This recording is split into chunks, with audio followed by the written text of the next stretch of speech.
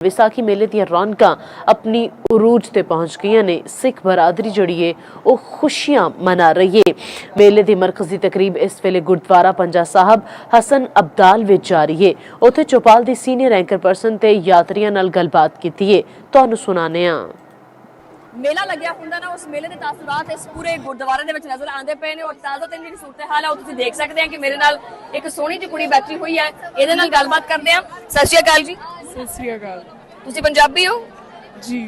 पंजाबी इधर ले हो कि उधरले पासे दे? नहीं, ननकाना साहिब से हैं। ननकाना साहब तो। अच्छा, किद्दां लग्या तुहानूं इत्थे आके? बहुत मजा आया, बहुत मजा आया। घूमे है फिरे है, बहुत ही मजा आया। अच्छा, ये बैसाखी मेले ते खास करके ना लड़कियां ने बकायदा जड़ा ना वो पूरी तैयारी की हुई है। आज जेरे नेल्स है ये लाए हुए है, चूड़ियां शूड़ियां फुल तैयारी, मेकअप शेकअप, इहदी कोई खास वजह हुंदी है?